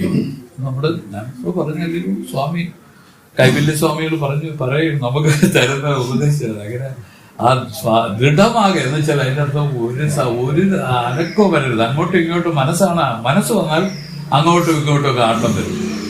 മനസ്സില്ല, കേവലം അറിവാണെങ്കിൽ ദൃഢമായിട്ട് അതിൽ തന്നെ ഇരിക്കാൻ സാധിക്കും. ഓരോ അനക്കവും ഇല്ലാതെ ഇരിക്കാൻ സാധിക്കും. ഇനി മനസ്സിനെ പറ്റി പറയണമെങ്കിൽ ആ മനസ്സ് നമ്മുടെ ഇല്ല, നമ്മുടെ സൈഡിലും എല്ലാം മനസ്സ്. നമ്മുടെ മനസ്സ് തന്നെയാണ് നമ്മുടെ ചുറ്റും ഇരിക്കും. അതെല്ലാം പ്രവർത്തിക്കുന്നതിന് നമുക്ക് അതിന്റെ എഫക്റ്റ് വന്നു അല്ലേ? മകനായിട്ടും ഭാര്യയായിട്ടും ബന്ധുക്കളായിട്ടും ശത്രുക്കളായിട്ടും എല്ലാം ഇങ്ങനെ നമ്മുടെ മനസ്സ് തന്നെയാണ് അല്ലേ? മനസ്സില്ലെങ്കിൽ ഇതൊന്നും ഇല്ല. സുഷുപ്തിയിൽ നമ്മളെ ഈശ്വരൻ അറിയിച്ചില്ലേ, ഒന്നുമില്ല. പക്ഷെ ജ്ഞാനം വരാതെ ഇരിക്കുകയാണെങ്കിൽ ഇതാണ് അവസ്ഥ. പക്ഷെ ജ്ഞാനത്തിലേക്ക് ആരെങ്കിലും ദൃഢമായിട്ട് സഞ്ചരിച്ച് പോകുന്നു അവർക്കും ഇത് തന്നെയാണ് അവസ്ഥ. അവരാണ് പരോക്ഷ ജ്ഞാനികളെന്നാണ് അവരുടെ പേര്. അവര് ജ്ഞാനികളല്ലാതെ അല്ല, പരോക്ഷ ജ്ഞാനികൾ. അപരോക്ഷമാവണേനാണ് ഇവർ പറയുന്നത് ദൃഢമാകെ സ്വാനുഭൂതി ശിവോഹമെന്റെ ഇരുന്നിടായ. സമാധിയിൽ നിന്ന് ഇളവാതെ കുറെ നേരം ഇരിക്കാൻ, അങ്ങനെ ഇരുന്ന് ശീലിക്കണം. അറിവിലിരിക്കാൻ പറഞ്ഞാണ്. മനസ്സ് ചേരരുത്. മനസ്സാണ് ഇതിൽ സങ്കല്പങ്ങളെ കൊണ്ടുവന്ന് ഇതിനെ സ്വപ്നമാക്കി കളയണം. ഏത് ഈ അറിവിൽ അറിവായിട്ട് നിൽക്കുന്ന തുടരാൻ സമ്മതിക്കാതെ ഈ മനസ്സിതില് സങ്കല്പങ്ങൾ നെയ്തു കൂട്ടി സ്വപ്നമാക്കി മാറ്റിക്കളയും. അതുകൊണ്ടല്ലേ നമ്മളടുത്ത് പറഞ്ഞ ഈ പറഞ്ഞ ജാഗ്രതോസയും സ്വപ്നം തന്നെ ദീർഘസ്വപ്നം എന്ന് പറയാൻ കാരണം ഇതാണ്. അജ്ഞാനമായിട്ടിരിക്കുന്നവർക്ക് സ്വപ്നമാണത്. കാരണം അവർക്ക് അറിവിനെ അറിഞ്ഞൂടല്ലോ. ഈ മനസ്സ് പ്രവർത്തിക്കുന്നതിൽ അവരെപ്പോഴും നോക്കിക്കൊണ്ട് ഭാവനകൾ ചെയ്ത് ഇങ്ങനെ സുഖിക്കുകയും ദുഃഖിക്കുകയും ചെയ്തിങ്ങനെ ഇരിക്കും. ഇതാണ് സ്വപ്നം. ഇത് വരാതെ അവർ പറയുന്നു ദൃഢമാകെ സ്വാനുഭൂതി ശിവോഹമെന്റെ ഇരുന്നിടായേ. ഇതാണ് 82ാമത്തെ പദ്യം. ഇത് പറയുന്ന ഇതാണ്, ഘടത്തിലും മേഘജലത്തിലും കണ്ട വാൻ ഇരണ്ടും പൊയ്യെ എന്ന് വെച്ചാൽ കടത്തിൽ എന്ന് പറഞ്ഞാൽ ആ കടത്തിനകത്ത് ഉള്ള വെച്ചിരിക്കുന്ന ജലത്തിൽ പ്രതിഫലിച്ചിരിക്കുന്ന ആകാശവും, അതുപോലെ ആ മേഘം ഉണ്ടല്ലോ, മേഘം എന്ന് വെച്ചാൽ അനവധി കോടാനുകോടി ജലബിന്ദുക്കളാണ്. ഇതിലിരിക്കുന്ന ആകാശവും എന്നുവെച്ചാൽ അതിൽ പ്രതിഫലിക്കുന്ന ആകാശവും രണ്ട് പൊയ്യാണ്. കാരണം അതിൽ പ്രതിഫലിച്ചിരിക്കുകയാണ്, അത് പൊയ്യാണ്. ഉപാധികൾ കൽപ്പിതങ്ങളാകിയാൽ മിഥ്യയാകുന്നതാണ്. അത് കേവലം ഉപാധിയാണ്. ആ ജലത്തിൽ പ്രതിഫലിച്ച് കാണുന്ന രൂപത്തിൽ അത് ആ ഉപാധിയിൽ വരുന്നതായ പ്രതിഫലിച്ച് കാണുന്നതായ ഈ ആകാശം മിഥ്യയാകും. എന്നാൽ കടവാനും പെരിവാനും കടാകാശം ആകാശം ഇവ രണ്ടും എപ്പോഴും സർവകാലവും കൂടി ഒന്നാം, ഭേദമില്ലാതെ എങ്ങനെ ഏകമോ. വാസ്തവത്തിൽ ജലത്തിന് അവകാശം കൊടുത്തിരിക്കുന്ന ഒരു ആകാശം ഉണ്ടല്ലോ. കടത്തില് ജലത്തിന് അവകാശം കൊടുത്ത ആ ജലത്തിൽ പ്രതിഫലിച്ചൊരാകാശമുണ്ട്. ഇവിടെ പറയുന്നു കടജലത്തിന് അവകാശം കൊടുത്തിരിക്കുന്ന ആകാശമുണ്ടല്ലോ, അതും മേഘജലത്തിന് അവകാശം കൊടുത്തിരിക്കുന്ന ആകാശവും, ഇത് രണ്ടും ഒന്നാണ്. ഇതിന് ഒരു കാലത്തും ഭേദമില്ല. എന്നാൽ മേഘത്തിൽ പ്രതിഫലിച്ച് കണ്ട ആകാശം അത് വിദ്യയാണ്. അതുപോലെ ഈ ജലത്തിൽ കടത്തിൽ നിറച്ചു വെച്ചിരിക്കുന്ന ജലത്തിൽ പ്രതിഫലിച്ച് കണ്ട ആകാശവും വിദ്യയാണ്. ഇത് പ്രതിഫലന ആകാശം. ഇതാണ് നമുക്ക് ഇതിന്റെ പ്രയോജനം എന്താണ്? ഈ ജീവൻ എന്ന് പറഞ്ഞ ഈ അന്ധകരണത്തിൽ പ്രതിഫലിച്ചത് ചൈതന്യമാണ്, അത് പൊയ്യാണ്. എന്നാൽ ഇതിന് ആധാരമായിരിക്കുന്ന ഒന്നുണ്ട്, അത് സത്യവും. ഇതാണ് മനസ്സിലാക്കാനുള്ളത്. ഇതിപ്പോ ആ ജീവൻ എന്ന് ഉദ്ദേശിക്കുന്നത് ഈ പ്രതിഫലന, ചിതാഭാസം എന്ന് പറഞ്ഞാൽ പ്രതിഫലിച്ച ഒരു ചൈതന്യത്തിന്റെ പേരാണ്. ഇപ്പോഴും ജാഗ്രത അവസ്ഥയിൽ ചിതാഭാസമായിട്ടാണോ നമ്മൾ വ്യവഹരിക്കുന്നതെന്ന് ആലോചിച്ചിട്ടുണ്ട്? വളരെ ചെറിയ ഒരു അംശമാണ് ചിതാഭാസം. അല്ലാത്ത സമയമെല്ലാം സാക്ഷ്യരൂപത്തിൽ തന്നെയാണ് എല്ലാവരും വിളങ്ങിക്കൊണ്ടിരിക്കുന്നത്. പക്ഷെ തിരിച്ചറിയാൻ പറ്റാത്തത് എന്താണ്? അത് നമ്മളുടെ ഒരു സഹജ നിലയാണ്. ഒരു സഹജ നിലയെ തിരിച്ചറിയാൻ വലിയ പാടാണ്, ഐഡന്റിഫൈ ചെയ്യാൻ പറ്റും. സഹജമായിട്ട് വസുദേവർക്ക് ഭഗവാൻ വിശ്വരൂപം കാണിച്ചു കൊടുത്തു, ദേവിക്കും കാണിച്ചു കൊടുത്തു, സഹജമാണത്. പക്ഷെ അത് മറന്നുപോയി, പെട്ടെന്ന് മറന്നുപോയി, അല്ലേ സ്വാമി? അങ്ങനെയല്ലേ നമുക്ക് പഠിപ്പിച്ചത്, അല്ലേ? നമ്മുടെ സഹജ നില മറന്നുപോയി നമുക്ക്. വാസ്തവത്തിൽ അതാണ് സത്യത്തിൽ എപ്പോഴും ഉള്ളത്. ജ്ഞാനം എന്താണ് ചെയ്യുന്നത് ചോദിച്ചാൽ ഇതിനകത്തുള്ള അശുദ്ധിനെല്ലാം എടുത്ത് ആ സഹജ നില മാത്രമായിട്ട് നമ്മൾ നിലനിർത്തും കുറച്ച് സമയം. അതോടുകൂടി ഇയാൾക്ക് ജ്ഞാനമുണ്ട്. ഇല്ലാത്ത കാര്യമല്ല അജയ പറയുന്നത്. സർവസഹജമായ ഒരു കാര്യത്തെ ശ്രുതി പറയുന്നു. വേറെ കടനീരും മേഘനീരും ഒന്നും ഇവിടെ പ്രതിപാദ്യ വിഷയമേ അല്ല. അതൊക്കെ ഉദാഹരണങ്ങളിൽ പറയുന്നു ഇതിനെപ്പറ്റി. അങ്ങനെയാണ്. അപ്പൊ കടനീരെന്ന് ഉദ്ദേശിക്കുന്നത് ജീവൻ, മേഘനീരെന്ന് പറയുന്നത് ഈശ്വരൻ. അല്ല, ഉപാധി എന്ന് പറയുന്നത് അതിൽ പ്രതിഫലിച്ചിരിക്കുന്ന ചൈതന്യത്തെ. അവിടെ മേഘനീരിൽ പ്രതിഫലിച്ച് കാണുന്ന ആ ചൈതന്യം ഈശ്വരനെയാണ് പ്രതിപാദിക്കുന്നത്. അതുപോലെ കടജലത്തിൽ പ്രതിഫലിച്ചിരിക്കുന്ന ചൈതന്യത്തിന്റെ ജീവനായിട്ടാണ് കാണേണ്ടത്. ഇത് 2 മാസത്തിൽ പോയാണ്. കാരണം പ്രതിബിംബ പിന്നെ ആ ചൈതന്യങ്ങൾ പോയാണ്. എന്നാൽ കടത്തിനെന്നല്ല പറയുന്ന, കടജലത്തിന് അവകാശപ്പെടുത്തിയിരിക്കുന്ന ആകാശവും മേഘജലത്തിന് അവകാശപ്പെടുത്തിയിരിക്കുന്ന ആകാശവും രണ്ടും ഒന്നാണ്. അത് കടവാനും പെരിയവാനും എപ്പോഴും ഒന്നാണ്. കാരണം അത് രണ്ടല്ല, കൂടി ഒന്നാം എപ്പോഴും. അതുകൊണ്ടാണ് ഈശ്വരന്റെ ലക്ഷ്യം നമ്മളിവിടെ പറഞ്ഞപ്പോ ഈശ്വരന്റെ ലക്ഷ്യവും ജീവന്റെ ലക്ഷ്യവും, അതായത് ഒന്ന് കൂടത്തിനും ഒന്ന് ബ്രഹ്മവും, ഇത് രണ്ടുപേരും ഒന്നാണെന്ന് പറയുക. ഇങ്ങനെയുള്ള ഉദാഹരണങ്ങളിൽ കൂടെ അതിനെ ഒന്ന് സാധൂകരിക്കുകയാണ് ശ്രുതി ചെയ്യുന്നത്, വേറെ ഒന്നുമില്ല. ഇനി അതിന്റെ ഒരു അഭ്യാസം പറയാൻ പോവുകയാണ്. തഞ്ചമാം ഗുരുവും ചൊന്ന തത്വ വഴി തപ്പാമൽ പഞ്ചകോശവും കടന്ന് പാഴയും തള്ളി ഉള്ളിൽ കൊഞ്ചമാം ഇരുപ്പം വിട്ട് കൂടസ്ഥൻ പെരുമവന് നഞ്ചമും നഴുവി ഉണ്ടായി നിന്റെ പൂരണത്തെ കണ്ടായി. തഞ്ചമാം ഗുരുവും ചൊന്ന തത്വ വഴി തപ്പാമൽ പഞ്ചകോശവും കടന്ന് പാഴയും തള്ളി ഉള്ളിൽ കൊഞ്ചമാം ഇരുപ്പും വിട്ട് കൂടസ്ഥൻ പെരുമവന് നഞ്ചമും നഴുകിയുണ്ടായി നിന്റെ പൂരണത്തെ കണ്ടായി. തഞ്ചമാം ഗുരുവും ചൊന്ന, തനിക്ക് വലിയ തുണയായിരിക്കുന്ന ആചാര്യൻ അരുളിയ തത്വവഴി തപ്പാമൽ, ഉണ്മയായിരിക്കുന്ന മെയ്ஞாനം ഉപദേശിക്കപ്പെട്ടത് അല്പം പോലും തെറ്റില്ലാതെ പഞ്ചകോശവും കടന്ന് അന്നമയം മുതൽ ആനന്ദമയകോശ പര്യന്തം താനല്ല എന്ന് നേതി ചെയ്ത് അവകൾക്ക് വിലക്ഷണമായി പാഴയും തള്ളി അതിന് മേൽ കണ്ട പഞ്ചകോശങ്ങളുടെ അഭാവമായ ശൂന്യത്തെയും അതിനെ കാണാതെ നിൽക്കുന്ന അനുഭവരൂപം താനായതിനാൽ താനല്ല എന്നൊഴിച്ച് ഉള്ളിൽ, അതായത് അകത്ത്, കൊഞ്ചമാം ഇരുപ്പും വിട്ട് പഞ്ചകോശ ശൂന്യങ്ങളെ കാണാതെ നിൽക്കുന്ന അനുഭവരൂപമായ സാക്ഷിദാനം തരുന്ന അല്പമായ സ്ഥിതിയെയും വിട്ടുകളഞ്ഞ് കൂടസ്ഥൻ പിറമെന്നും അഹം ബ്രഹ്മമെന്നും നെഞ്ചവും അഖണ്ഡാകാര വൃത്തിയും നഴുവി നിധിധ്യാസന പരിഭാഗവശത്തിനാൽ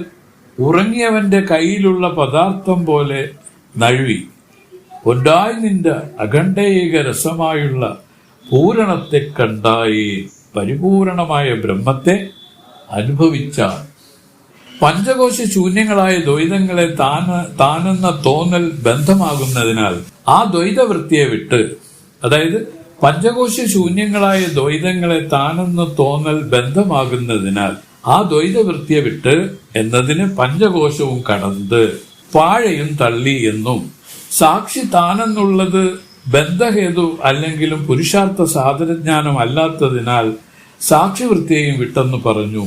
ഉള്ളിൽ കൊഞ്ചമാം ഇരുപ്പും വിട്ടെന്നത് പുരുഷാർത്ഥ സാധനജ്ഞാനമായാലും അദ്വൈത അവസ്ഥാന രൂപമെന്ന സാധ്യമായ നിർവികൽപ്പ അനുഭവത്തിന് അജ്ഞാനമായ അഖണ്ഡ ബ്രഹ്മാകാര വൃത്തിയും ഒഴിക്കേണ്ടിയിരിക്കുന്നു. അതിനാൽ അഖണ്ഡാകാര വൃത്തിയും വിട്ട് എന്ന് പറഞ്ഞു.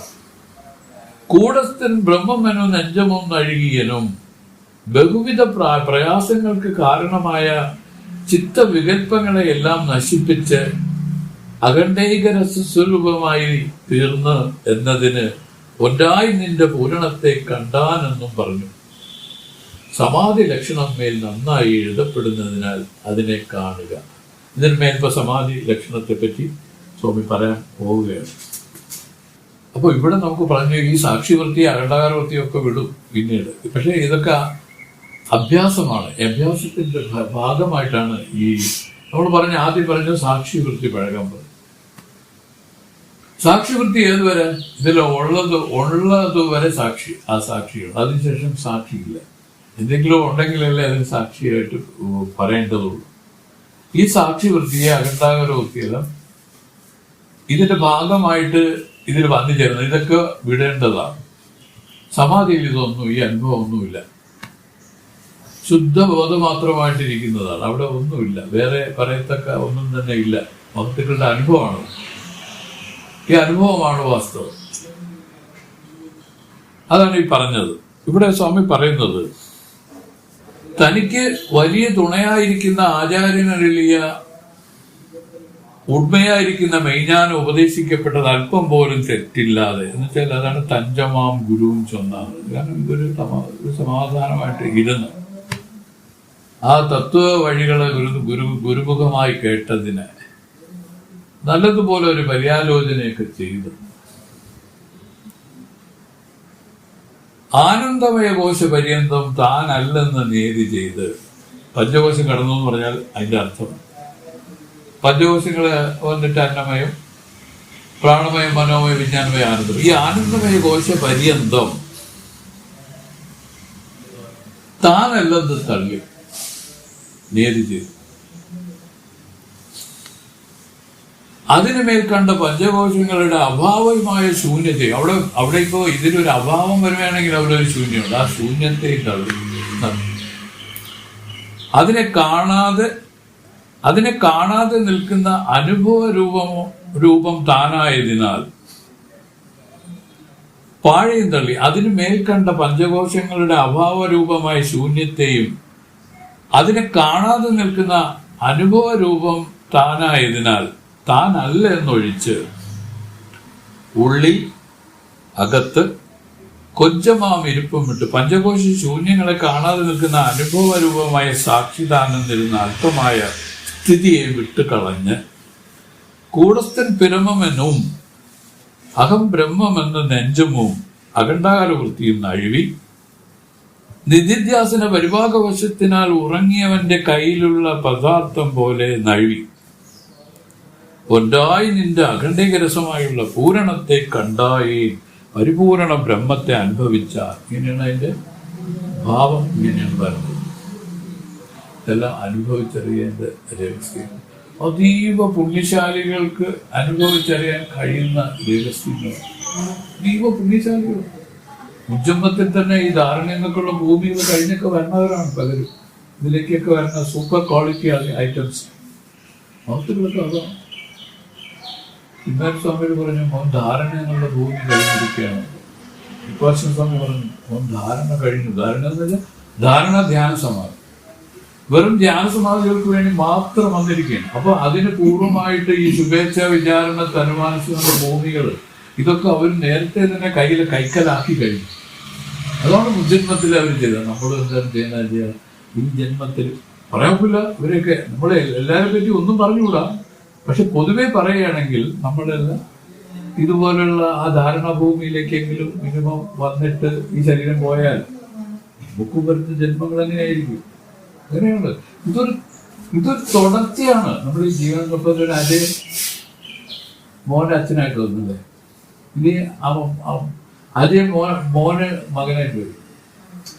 ഈ ഒരു റൊട്ടേഷൻ എന്ന് പറഞ്ഞാൽ ജ്യോതിഷമാണ് ഞാനിപ്പോ പറഞ്ഞത്. അച്ഛന്റെ അപ്പൂപ്പന് മോന്റെ മകനാണ്. പിന്നെ എന്നുവെച്ചാൽ കുടുംബമാണ്. ഈ കുടുംബം എന്ന് പറഞ്ഞാൽ എന്തിനാണെന്ന് വെച്ചാൽ കുറെ ആളുകൾ അങ്ങോട്ടും ഇങ്ങോട്ടും പരസ്പരം ബന്ധപ്പെട്ട് പരസ്പരം കർമ്മങ്ങൾ ഉപകാരം ചെയ്തു, അത് ബന്ധപ്പെട്ടു. ആ ഉപകാരം തിരിച്ചു ചെയ്യാനായിട്ട് ആ കുടുംബമായിട്ട് അതിൽ വരും. ഇങ്ങനെ മാറി തിരിഞ്ഞും അങ്ങനെ അച്ഛനും മകനും ഒക്കെ ആയി വന്നു എന്തിനാണ് ഉദ്ദേശിച്ചത്? ജ്ഞാനമടഞ്ഞു പോകണം. ഇതാണ് ജ്ഞാനമടയുന്നതിൽ എന്താണ് പ്രധാനമായിട്ട് വേണ്ടത്? ഈ കർമ്മം നശിക്കണം. ഈ കർമ്മങ്ങൾ നശിക്കണം. ഇപ്പൊ നമ്മൾ മുജന്മം ചെയ്ത കർമ്മങ്ങളിൽ ഏതാനും കർമ്മങ്ങളെയാണ് ഭഗവാൻ അനുഭവിക്കാൻ വേണ്ടിയിട്ട് ഒരു ശരീരം തന്ന് ആ ഒരു പരിസ്ഥിതി തന്നു വിട്ടിരിക്കുകയാണ്. ഇതിനകത്തിരുന്ന് നിഷ്കാമ്യമായിട്ട് ആ കർമ്മങ്ങൾ ചെയ്ത് ഇത് ഒടുക്കാം, അതോടുകൂടി ജ്ഞാനവാനാവും. പക്ഷെ നിഷ്കാമ്യമായി കർമ്മം ചെയ്യാൻ സാധിക്കണമെങ്കിൽ ആ ഈശ്വര നില ഇതിൽ വരണം. ഈശ്വര നില വരുന്നതിനാണ് ജ്ഞാനം ഉണ്ടാവണമെന്ന് പറഞ്ഞത് അല്ലേ? ജ്ഞാനമില്ലാതെ ഒരു കാര്യവും നടക്കില്ല. ഇപ്പൊ നമ്മൾ വന്ന ഉദ്ദേശം അതാണെങ്കിലും നമ്മളിപ്പോ വീണ്ടും കർമ്മം ചെയ്ത് ഇനി എത്രയോ ജന്മങ്ങൾക്ക് കാരണമാകുന്ന കർമ്മങ്ങളെ ഉണ്ടാക്കിയാണ്. എന്തുകൊണ്ട്? ജ്ഞാനമില്ല. അതുകൊണ്ടാണ് പറഞ്ഞത് ജ്ഞാനമെന്ന് പറഞ്ഞാൽ ഈ ജീവന്റെ ഉപാധികളെ നേര് ചെയ്ത് ആ കൂടസ്ഥ ദർശനം ഇതിൽ വരണം. അതുവരെ എല്ലാവരും അജ്ഞാനികളാണ്. അജ്ഞാനികളെന്ന് വെച്ചാൽ ഒന്നും അറിഞ്ഞൂടാ. അവര് കർമ്മം ചെയ്യുന്നു, അത് വരയിച്ചില്ലാതെ കർമ്മം ചെയ്യാൻ ആർക്കൊട്ട് അറിഞ്ഞും കൂടാ. ഏതെങ്കിലും തരത്തിൽ ഇത് തടിച്ച് വരെയല്ലാതെ ഇത് ചുരുങ്ങി വരുന്ന പരിപാടി ഇല്ല ഇതിൽ. അതുകൊണ്ടാണ് പറഞ്ഞു വളരെ വിവേകത്തോടുകൂടി ആ ജ്ഞാനത്തെ അടയുക. പൂർവ്വകാലത്തിൽ ഹിന്ദുക്കളുടെ സംസ്കാരം എന്തിനായിരുന്നു? ഒരു കുട്ടി ജനിച്ചാൽ അപ്പോഴും തന്നെ അവർക്ക് ഉപകരണം ചെയ്യിപ്പിച്ച് അവർ ഈ പറഞ്ഞ അവരുടെ വിദ്യാഭ്യാസം എന്ന് പറഞ്ഞാൽ ഈ ശുദ്ധി ജ്ഞാനം പഠിപ്പിക്കലാണ്. സന്ദീപൻ മഹർഷിയുടെ അടുത്ത് വിട്ടല്ലേ ശ്രീകൃഷ്ണനെ പഠിപ്പിച്ചതല്ലേ? അതേപോലെ രാമനെയും അത് ആരാണ്? വസിഷ്ഠ അല്ലേ? വസിഷ്ഠ ഗുരുവിനെ അടുത്ത് വിട്ട് എന്തിനാണ് പഠിപ്പിച്ചത്? ജ്ഞാനമാണ് പഠിപ്പിച്ചത്. പിന്നെ അകത്തോട്ട് വല്ലതും പറഞ്ഞു വിടാനുള്ള പൈസ ഉണ്ടാക്കാനുള്ളതൊക്കെ അതെല്ലാം ഇതിന്റെ കൂടെ നടക്കും. ഇത്രയേ ഉള്ളൂ. അതിന് ഒരു പ്രാധാന്യം നമ്മള് സംസ്കാരം കൊടുത്തിരുന്നില്ല. ഒരിടത്തും പറഞ്ഞു കേട്ടിട്ടില്ല മോനെ നീ പിച്ചാത്തി ഉണ്ടാക്കാൻ പഠിച്ചെന്ന് പറഞ്ഞുകൊണ്ട് ഒന്നും ആക്കിയില്ല. ഒരിടത്തും കിളയ്ക്കാൻ പഠിക്കാൻ കൊണ്ടൊന്നും ആക്കിയില്ല. അതെല്ലാം സ്വാഭാവികമായിട്ട് എന്തൊക്കെയോ ചെയ്ത് അവരുടെ നിത്യവൃത്തി ചെയ്തു. പക്ഷെ പ്രധാനം ജ്ഞാനം ഉണ്ടാവണം. അതിനുശേഷം വിവാഹം പോലും കഴിപ്പിക്കാവും. ഇതായിരുന്നു അവരുടെ പ്ലാൻ. വിവാഹം കഴിക്കുന്നത് എന്തിനാണ്? ഒരു പ്രജകരണം. കാരണം ഈ പറഞ്ഞ ഈ സംസ്കാരത്തെ നിലനിർത്താൻ നമ്മൾ തന്നെ പിന്നെ കൊടുക്കുന്ന ഒരു കാര്യമാണത്. അതിനാണ് പ്രജ. ഇതെല്ലാം മാറി പാശ്ചാത്യ ഇവിടെ അവരുടെ ആൾക്കാരുടെ എല്ലാം ഇനി വന്നു ഇതെല്ലാം അങ്ങോട്ട് പോയി. ഇതാണ് അപ്പൊ യഥാർത്ഥത്തിൽ ജ്ഞാനം ഉണ്ടാക്കി ആ പ്രാരബ്ധത്തെ അനുഭവിച്ച് മുക്തനാകാനുള്ള ഒരു സംസ്കാരമാണ് ഹിന്ദു മതത്തിൽ നിലനിന്നിരുന്നത്. അതാണ് പോയി. അതൊക്കെ പോയി പിടിച്ചാൽ കിട്ടില്ല. അതിനുവേണ്ടി അവർ പറഞ്ഞു. ഇപ്പൊ പണത്തിനോടുള്ള ആഭിമുഖ്യം വന്നപ്പോ എല്ലാം വേറെ രൂപത്തിലൊക്കെ ആയി മാറി. ഈ സംസ്കാരം, ഈ ജ്ഞാനം ഉണ്ടാകുക എന്നുള്ള സംസ്കാരം, ഇത് നമ്മളൊരു 30 വയസ്സിനകത്ത് സാധിക്കണമെന്നാണ് ചിന്താസ്വാമികൾക്ക് കൂടെ ഇത് പറയും. 30-ാം ആണ്ടിക്കുള്ള 2 പരമ്പൊരുളെ അറിയണം, പിച്ചറിയണം എന്നാണ് പറയുന്നത്. അതിന്റെ കാരണം എന്താണ് കൃഷ്ണപ്രസാദ്? പിന്നീട് ജീവിക്കാൻ ജ്ഞാനത്തിന്റെ ബലത്തിൽ വേണം ജീവിക്കാൻ, എങ്കിലേ കർമ്മം പിന്നെ ഉണ്ടാവാതിരിക്കും. കർമ്മം ഇതിൽ പരിപൂർണമായും ചെയ്ത് അവസാനിപ്പിക്കുന്നതിനാണ് ജ്ഞാനം എന്ന് പറഞ്ഞത്. അപ്പോൾ അതുകൊണ്ട് ഈ കർമ്മം, ഈ ജ്ഞാനികളെല്ലാം പറഞ്ഞെന്താണ്? അവൻ ചെയ്യാനുള്ളതെല്ലാം ചെയ്ത് കഴിഞ്ഞവനാണ്. ഒരു ജ്ഞാനിയെ പറ്റി പറയുന്ന ഒരു വാക്കാണ്. ചെയ്യേണ്ടതെല്ലാം ചെയ്ത് മുടിച്ചവനെയാണ് ജ്ഞാനി എന്ന് പറയുന്നത്. ഇനി ചെയ്യത്തക്കതായി ഒന്നും തന്നെ ഇല്ലെന്നുള്ള ഒരാളിന് തോന്നുകയാണെങ്കിൽ അത് ജ്ഞാനിയാണ്. പറയുന്നത് ഞാൻ കൃതകൃത്യം എന്ന് വെച്ചാൽ അർത്ഥം, ഞാൻ എല്ലാം ചെയ്ത് അവസാനിപ്പിച്ചു, എനിക്കിനി ഒന്നും ഒരു കർത്തവ്യമായിട്ടില്ല. അത് അവരെ വേറൊരു പേരാണ് കൃതകൃത്യം. ഈ വാക്കുകളെ കൊണ്ടെല്ലാം നമ്മൾ ആലോചിക്കണം അവരുടെ നില എന്താണെന്ന്. അവർ ആനന്ദ സമുദ്രത്തിൽ നിൽക്കുകയാണ്. കാരണം അവർക്ക് ഒരു കർത്തവ്യങ്ങളും ഇല്ല, ഒരു പ്രഷറും ഇല്ല. മറ്റേ അത്രയും അങ്ങനെയല്ലേ, കർത്തവ്യം നിരന്തരല്ലേ. നമ്മളെല്ലാം ഈ കർത്തവ്യം വിട്ടുകളഞ്ഞ സുഷുപ്തിയിൽ ഈ കർത്തവ്യം പരിപൂർണമായി എടുത്ത് ബ്രഹ്മാനന്ദത്തെ തന്നു ഭഗവാൻ ദിവസം കാണിച്ചു തരാണ്. ആ ബ്രഹ്മാനന്ദ രസം അനുഭവിച്ച് ആ സുഷുപ്തി കഴിഞ്ഞിട്ട് തിരിച്ചു വരുമ്പോൾ അത് മനസ്സിലാവണമില്ല എന്താണ് സംഭവിച്ചത്. ഇത് ഹിപ്നോട്ടിസം പോലെ ഇതിനെല്ലാം ഈശ്വരൻ തന്നെ പിടിക്ക് മാറ്റിയിട്ട് അവനെ കാണിച്ചു കൊടുത്തു. ഇതാണ് അതിന്റെ സ്ഥിതി. ഇതാണ് ഒരു ചെറിയ ഒരു എക്സാമ്പിൾ ഓഫ് ജ്ഞാനം സുഷുപ്തിയിൽ കാണിച്ചത്. എന്നിട്ട് പറഞ്ഞു, ഇത് ഇങ്ങനെ ഇരുന്നിട്ട് കാര്യമില്ല, ഇങ്ങനെ പോയത് കൊണ്ട് വിശേഷമില്ല. പക്ഷെ നീ ഒരു ഗുരുവിനെ സമീപിച്ച് ഈ സുഷുപ്തി ജാഗ്രതയിൽ സൃഷ്ടിച്ച് കാണാനുള്ളത്. എന്ത് വേണം? സുഷുപ്തിയിൽ എന്ന പോലെ ഈ പദാർത്ഥങ്ങളുടെ ഒരു അസ്തമയം നമ്മൾ കൊണ്ടുവരണം. അതെങ്ങനെ വിവേകത്തോടു കൂടി കൊണ്ടുവരണം. ഇതിന്റെ അതയില്ലാത്തതാണ്, ഇത് സ്വപ്ന സന്നിഭമാണെന്നുള്ള രൂപത്തിൽ ഇതിനോടൊക്കെ മുമ്പിരുന്ന പോലത്തെ ഒരു ആദരവും ഒരു ഇഷ്ടവും ഒക്കെ നിഷേധിച്ച് വന്നു കഴിഞ്ഞാൽ വിരക്തി. ആ വിരക്തിയോടുകൂടി ഇത് വന്നു കഴിഞ്ഞാൽ അവർ പറഞ്ഞു, സുഷുപ്തിയിലിരുന്ന ആ ഭാവം ഈ ജാഗ്രതയിലൂടെ കാണാൻ സാധിക്കും. അത് ജ്ഞാനമായി. അതാണ് ഇവർക്ക് പിന്നീടുള്ള കർമ്മം ചെയ്യുന്നതിന്, കർമ്മം ഇല്ലാതെ ചെയ്യുന്നതിന്, പുനരാവർത്തി കർമ്മം ഇല്ലാതെ ചെയ്യുന്നതിനുള്ള ഒരു കാര്യമായിട്ട് മാറും. എല്ലാവർക്കും അറിയാമെങ്കിലും. അപ്പൊ ഇങ്ങനെയാണ് ഈ ശാസ്ത്രങ്ങളിൽ ഇത് പറഞ്ഞുകൊണ്ട് പോകുന്നത്. 83 വായിച്ചു വെക്കണോ? പാഴിയും തള്ളിയുള്ളിൽ കൊഞ്ചമാം ഇരിപ്പും വിട്ട് കൂടസ്ഥൻ ബ്രഹ്മമനൻ അഞ്ചവും നഴുകി ഒന്നായി നിന്റെ പൂരണത്തെ കണ്ടായി. ഒന്നുകൂടെ അല്പം വായിച്ച് നമുക്ക് നിർത്താം. വേറെ ഒന്നായി പഞ്ചകോശ ശൂന്യങ്ങളായ ദ്വൈതങ്ങളെ താനെന്ന തോന്നൽ ബന്ധമാകുന്നതിനാൽ ആ ദ്വൈതവൃത്തിയെ വിട്ട് എന്നതിന് പഞ്ചകോശവും കടന്നു പാഴിയും തള്ളി എന്നും സാക്ഷി താനെന്നുള്ള ബന്ധഹേതു അല്ലെങ്കിലും, സാക്ഷി താനെന്നുള്ളത് ബന്ധഹേതു അല്ല, പക്ഷെ എങ്കിലും ബദ്ധഹേതു അല്ലെങ്കിലും പുരുഷാർത്ഥ സാധന ജ്ഞാനമല്ലാത്തതിനാൽ സാക്ഷി വൃത്തിയും വിട്ടെന്ന് പറഞ്ഞിരിക്കുന്നു. അത് പുരുഷാർത്ഥ സാധനമല്ല.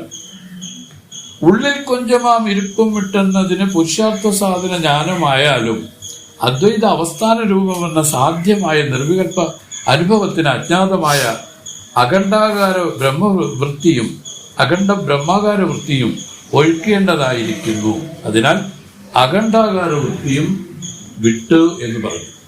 എന്നിട്ട് കൂടസ്ഥൻ ബ്രഹ്മവനും നെഞ്ചവും നഴുവി എന്നും ബഹുവിധ പ്രയാസങ്ങൾക്ക് കാരണമായ ചിത്തവികല്പങ്ങളെല്ലാം നശിപ്പിച്ച് അഖണ്ഡൈക രസസ്വരൂപമായി തീർന്നുവെന്നതിന് ഒരായി നിന്റെ പൂരണത്തെ കണ്ടാനെന്നും പറഞ്ഞു. സമാധി ലക്ഷണം മേൽ നന്നായി എഴുതപ്പെടുന്നതിനാൽ അതിനെ കാണുക. അത് 84ാമത്തെ പദ്യത്തിലെ ആ സമാധി അനുഭവം വരാൻ പോകുക.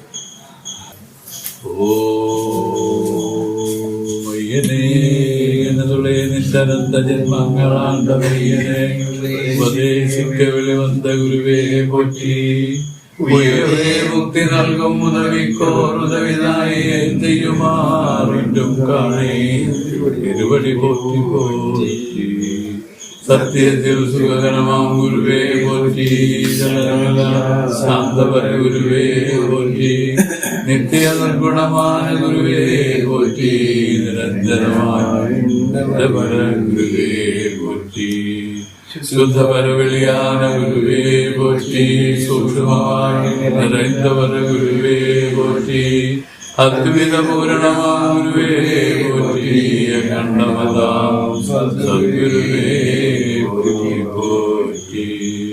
ഭസ്മോദ്ധൂളിത വിഗ്രഹം വരദചിന്മുദ്രാധരം സുന്ദരം കാഷായം വരദാരിണം ഗളതലേ രുദ്രാക്ഷമാലാന്വിതം ബ്രഹ്മാനന്ദ സുഖപ്രശോഭിതമുഖം വീരാസനെ സംസ്ഥിതം ശ്രീരാമാനന്ദയതീശ്വരം ഗുരുവരം ഗുരു നമസ്യാമ്യഹം.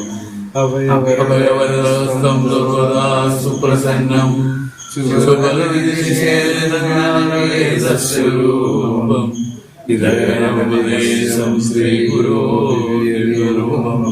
പ്രതിദിനമഹമീഹേ സുപ്രഭം സുപ്രഭാതേ. ശ്രീപാദകമലദന്തമാലംബനമഹർനിശം ശ്രീരാമാനന്ദമൂർത്തേ മാം സംസാരസാഗരാത്. ശ്രീരാമാനന്ദമൂർത്തേ മാം സംസാരസാഗരാത്. ദേവാദേവ സർവജ്ഞാ സച്ചിദാനന്ദ വിഗ്രഹ ഉമാരമണോപദേശ പ്രസീദ കരുണാനിധേ. ഉമാരമണോപദേശ പ്രസീദ കരുണാനിധേ. ദീർഘദത്ത നമസ്കാരം ഗുരുസന്നിധൗ ശരീരവത്വം പ്രാണശ്ച